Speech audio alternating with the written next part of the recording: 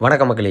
இன்றைக்கி நம்ம வீடியோவில் யாரை பற்றி பார்க்க போகிறோம்னா, சின்ன வயசாக இருக்கும்போது இவங்க நடித்த படங்களை வந்துட்டு நம்ம பார்த்துருப்போம். இவங்களுக்கு வந்து ஃபேன்ஸாக இருந்திருக்கலாம். நிறைய பேர் வந்துட்டு இவங்களுடைய போஸ்டரை பார்த்துட்டு அப்படியே வந்துட்டு நின்னவண்ணம் இருப்பாங்க எங்கள் ஊரில் எல்லாம். ஸோ அந்தளவுக்கு வந்துட்டு ஒரு ஃபேமஸான ஹீரோயினாக இருந்தாங்க அந்த சமயத்தில். பட் இப்போ இவங்களுக்கு வயசான காரணத்தினால வந்துட்டு இவங்களை வந்து பெருசாக யாரும் பேசுகிறது கிடையாது.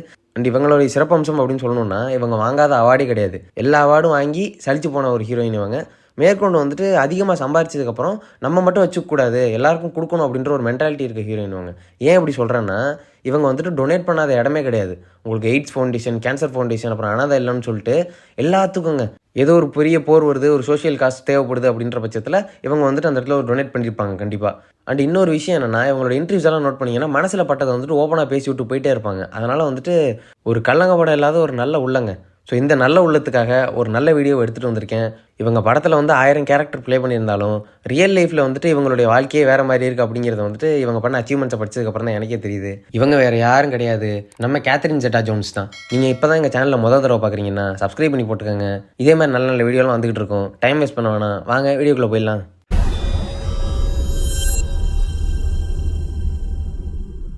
நம்மளோட லிஸ்ட்டில் 5வது பிடிச்சிருக்குது நோ ரிசர்வேஷன்ஸ். 2007 வந்து இந்த படத்தை ஒரு ரொமான்ஸ் காமெடி ஃபில்மாக எடுத்திருக்காங்க. இந்த படத்தோட கதை என்னன்னு பார்த்தீங்கன்னா, படத்தில் நம்ம ஹீரோயின் வந்துட்டு ஒரு ஹோட்டலில் வேலை பார்க்குறாங்க. இந்த ஹோட்டல் வந்துட்டு மேன்ஹாட்டனில் இருக்க ரொம்ப பெரிய ஒரு ரெஸ்டாரண்ட். இந்த ரெஸ்டாரண்ட்டில் மிகப்பெரிய ஒரு முக்கிய பொறுப்பை வந்து வகிச்சிக்கிட்டு இருக்காங்க நம்மளுடைய ஹீரோயின். இந்த சமயம் வந்துட்டு இவங்க எல்லாரையும் வந்து ஒரு மாதிரி ஆர்டர் பண்ணிக்கிட்டு எல்லாரையும் வந்து தன்னுடைய கண்ட்ரோல் கீழே வச்சுக்கணும் அப்படின்னு நினைக்கிற ஒரு மென்டாலிட்டி. பட் எல்லாமே வந்து எல்லா நேரத்துலையும் வந்து அப்படியே கண்டினியூ ஆகிட்டே இருக்காதுங்க. எல்லாருக்குமே வந்துட்டு ஒரு அப் அண்ட் டவுன் நடக்க தான் செய்யும். அப்படி எதிர்பாராத மாதிரி நம்மளுடைய ஹீரோயின் லைஃப்லேயும் வந்து ஒரு தரமான சம்பவம் நடக்குது. அது என்னென்னா, இவங்களோட வேலைக்கு பங்கம் வைக்கிற மாதிரி இன்னொரு டாப் செஃப் வந்துட்டு இவ தலைமையில் வந்து உட்காந்து இவ்வளோ பிடிச்சி வேலை வாங்க ஆரம்பிப்பார். ஸோ இதுக்கப்புறம் இந்த படத்தில் வந்து என்னென்ன தொல்லைகள்லாம் ஃபேஸ் பண்ணுறா, அப்புறம் வந்துட்டு இது கடைசியில் வந்து எப்படி காதல் கதையாக முடியுது அப்படிங்கிறத வந்துட்டு ரொம்ப நல்லா காட்டியிருப்பாங்க. இந்த படத்துக்கு நாங்கள் கொடுக்கக்கூடிய ரேட்டிங் 6.5. அடுத்தது நம்மளோட லிஸ்ட்டில் 4th பிளேஸ் பிடிச்சிருக்குது த ரீபவுண்ட். 2009 வந்து இந்த படத்தை ஒரு ரொமான்ஸ் ட்ராமா ஃபில்மாக எடுத்திருக்காங்க. இந்த படத்தோட கதை என்னன்னு பார்த்தீங்கன்னா, படத்தில் நம்ம ஹீரோயின் வந்துட்டு 2 குழந்தைங்களோட இருக்காங்க. தன்னோட ஹஸ்பண்ட் வந்துட்டு தங்களை ஏமாத்துறாங்க அப்படின்னு தெரிஞ்ச உடனே இவங்க வாழ்ந்த அந்த கிராமத்து வீட்டிலேருந்து சிட்டிக்கு மூவ் ஆயிடுறாங்க.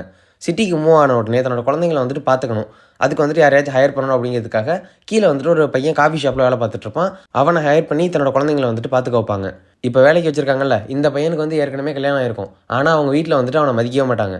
ஸோ அந்த பையன் வந்துட்டு இந்த அம்மா வீட்டில் வந்து வேலை பார்த்துட்டு இருக்கும்போது இவங்க 2 பேருக்குள்ளே வந்துட்டு ஒரு மாதிரி ஒரு ரொமான்ஸ் ஆரம்பிச்சு அப்புறம் நாளடைவில் வந்துட்டு அது ரொம்ப தீவிரமாக போயிருங்க. ஸோ இவங்க 2 பேருடைய அந்த கள்ள உறவு வந்துட்டு எங்கே போய் நிற்க போகுது அப்படிங்கிறது தான் படத்தோட மிச்ச கதை.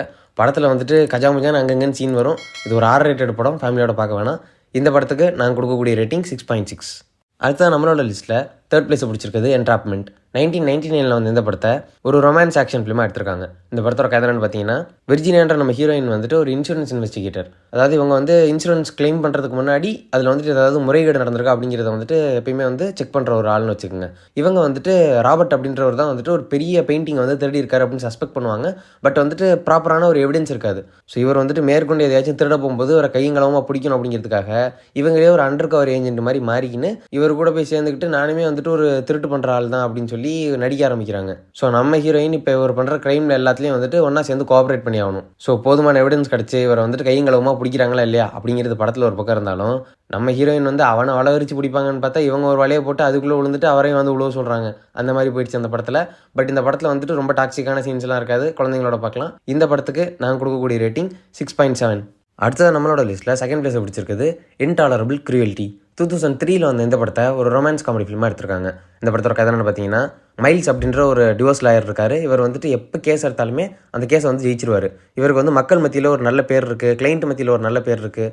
ஸோ இவரை வந்துட்டு ஒரு காஸ்ட்லியான கிளைண்ட்டை வந்துட்டு போய் அப்ரோச் பண்ணுறாரு. எதுக்குன்னா, என்னோட ஒய்ஃப் வந்துட்டு எனக்கு பிடிக்கல அது இதுன்னு சொல்லி பல காரணம் சொல்லி இது பண்ணுறாரு. பட் ஆக்சுவலாக மிஸ்டேக்கெல்லாம் வந்து அவருடைய கிளைண்ட்டு மேலே தான். மீன்ஸ் வந்துட்டு அவர் வந்து நிறைய பெண்களோட தொடர்பில் இருப்பார். ஸோ அவரோட ஒய்ஃப் மேலே வந்துட்டு எந்த பெரிய அளவு தப்பும் இருக்காது. என்ன பண்ணுறது, இவர் வந்து நல்ல லாயர் அப்ரோச் பண்ண காரணத்தினால இவருக்கு சாதகமாக தான் அந்த தீர்ப்பும் வருங்க. என்னென்னா, இந்த பொண்ணுக்கு வந்துட்டு அலிமனி எதுவுமே கிடைக்காம இந்த பொண்ணு வந்துட்டு ஒரு சோகமான நிலையில் வந்துட்டு தள்ளப்பட்டிருப்பா. இந்த சமயத்தில் லைஃப் வந்துட்டு இப்படியே போயிட்டு இருக்கக்கூடாது அப்படிங்கிறதுக்காக டிவோர்ஸ் ஆனதுக்கப்புறம் அந்த பொண்ணு வந்துட்டு வேறு ஒரு பிஸ்னஸ் டைக்கோனை வந்துட்டு டேட் பண்ணிக்கிட்டு இருப்பா. அதே சமயத்தில் திரும்ப அந்த டிவோர்ஸ் வாங்கி கொடுத்த அந்த லாயரையும் பார்க்க ஆரம்பிப்பா. இதுக்கு முன்னாடியிலேருந்தே எப்போ லாயர் தடவையாக வந்துட்டு தன் கிளைண்ட்டு கூட வச்சு அவரோட எக்ஸ் ஒய்ஃபை பார்த்தாங்களோ அப்பையிலேருந்தே வந்துட்டு நம்ம லாயருக்கு வந்துட்டு இந்த பொண்ணு மேலே வந்துட்டு ஒரு ஈர்ப்பு. ஸோ அதெல்லாம் வந்துட்டு படத்தில் வந்து ஒரு வெளிப்பாடாக வரும். ஸோ இதுக்கப்புறம் வந்துட்டு நம்மளோட ஹீரோயின் வந்து யாரை கல்யாணம் பண்ணிக்க போகிறாங்க, அவங்களோட வாழ்க்கை எப்படி இருக்க போகுது, இந்த லாயர் மேலே இருந்த கோவத்துக்கு வந்து அவங்க ரிவெஞ்ச் எடுக்கிறாங்களா அப்படிங்கிறத வந்துட்டு படத்தை பார்த்து தெரிஞ்சுக்கோங்க. இந்த படத்துக்கு நாங்கள் கொடுக்கக்கூடிய ரேட்டிங் 7. அடுத்தது நம்மளோட லிஸ்ட்டில் ஃபர்ஸ்ட் பிளேஸ் பிடிச்சிருக்குது சிகாகோ. 2002 வந்த இந்த படத்தை ஒரு கிரைம் காமெடி ஃபில்மாக எடுத்திருக்காங்க. இந்த படத்தோட கதை என்னன்னு பார்த்தீங்கன்னா, சிகாகோவில் ஒரு தலை சிறந்த லாயர் இருக்கார். இவரை வந்துட்டு 2 கிளைண்ட்ஸ் அப்ரோச் பண்ணுறாங்க. ஒருத்தவங்க பேர் வெல்மா, இன்னொருத்தவங்க பேர் வந்துட்டு ராக்ஸி. இவங்க 2 பேருமே வந்துட்டு மர்டரர்ஸ் தான். யாரை கொலை பண்ணியிருக்காங்க அப்படின்னு பார்த்தீங்கன்னா, வெல்மா வந்துட்டு தன்னுடைய ஹஸ்பண்டை வந்துட்டு கொண்டிருப்பாங்க. காரணம் என்னென்னா, தன்னோட சிஸ்டர் வந்துட்டு தன்னோட ஹஸ்பண்டோட ஒரு தகாத உறவில் இருக்கிறத வந்து பெட்டில் வச்சு அவங்க பார்த்துருவாங்க. அதனால் வந்துட்டு அவங்க 2 பேருமே கொண்டுடுவாங்க. அதை தொடர்ந்து ராக்ஸிங்கிறவங்க தன்னோட லவ்வரை வந்து கொண்டுருவாங்க. காரணம் என்னென்னா வந்துட்டு அவருக்கு வந்துட்டு இவளை ஸ்டார் ஆக்கிற இன்டென்ஷனே கிடையாது அப்படின்றது தெரிய வந்ததும் கோவம் வந்து கொன்றுவா.